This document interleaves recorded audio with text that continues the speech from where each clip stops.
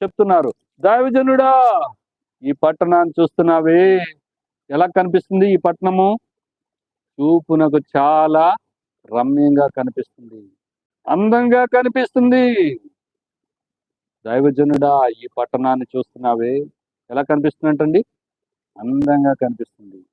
కానీ నీళ్లు మంచివి కాదు.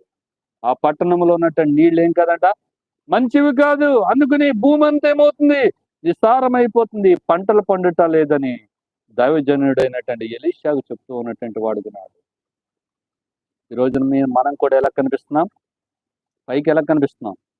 బాగా కనిపిస్తున్నాం.